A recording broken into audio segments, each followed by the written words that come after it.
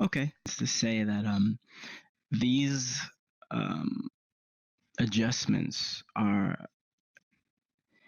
one of several in a series of changes that we're planning on doing. As you all know, we have the class updates coming. We have Tech 23 and a bunch of changes to modifications and the like. So keep in mind that all of these changes are being done with an eye towards where we're trying to take the game in the future. And as Enkelin said, we're trying to be as humble as we can about it and understand that we don't have all of the answers at all times. And so we will be doing our best to reach out to players and make sure that they have access to um, the latest in the development team's stances and opinions about where we should be taking things. And we will be responsive. Your concerns are not being ignored. Your feedback is not being ignored. It is being discussed internally. Sometimes we're a little bit slow on how we get back to you and like in what we're deciding to do. And sometimes um, we may decide not to reveal exactly what our stance is so that we can give players more time to actually share uh, their thoughts and discuss it amongst themselves, right? Like development is an organic process and it has to um, be flexible at times. That's absolutely right. And with Calando doing this work as community manager, I'm very confident that the community is only going to be getting more looped in to this process. I think it's important to mention that we've taken on this shield and healing revamp as a standalone project because we think that we can really improve the game when it comes, especially to these squad-based endgame boss encounters. We think that we can really improve the game without messing up a bunch of other stuff. So we can do a sort of targeted project.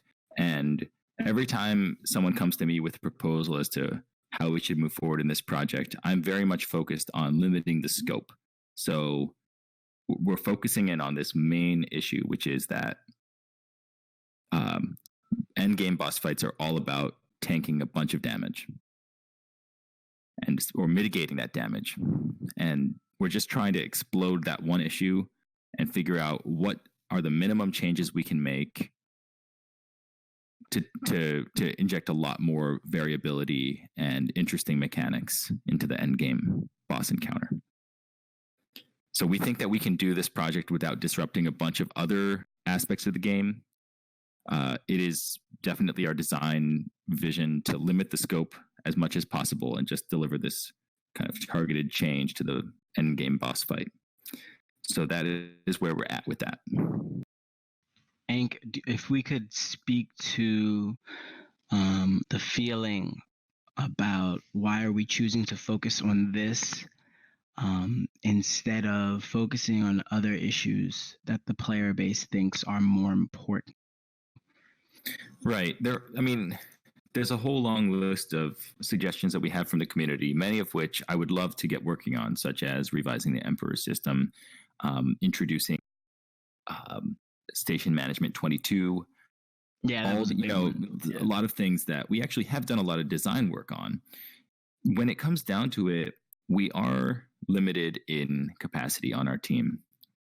Everybody who's working on this project is a volunteer, and not everyone has the same expertise. Unfortunately, what it comes down to in many cases is coder time.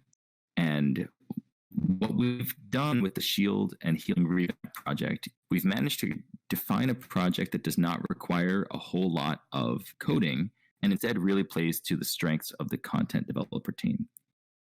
So the majority of work is going to be creating new boss mechanics and then testing out those mechanics.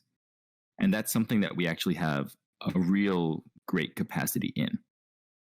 So I'm trying to play to the strengths of the dev team in this way.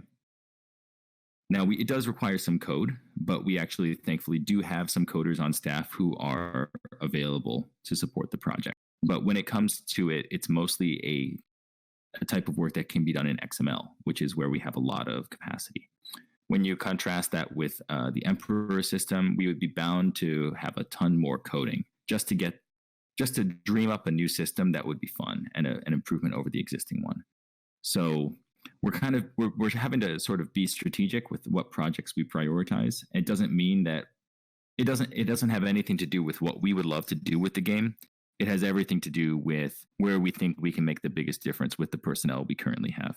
Okay, I think that makes a lot of sense, and I think that's important for people to kind of understand. Absolutely. And it should be a no-brainer that if we make something in the game tougher, we should give the player something in return, right? We don't want to be in the business of just always nerfing things.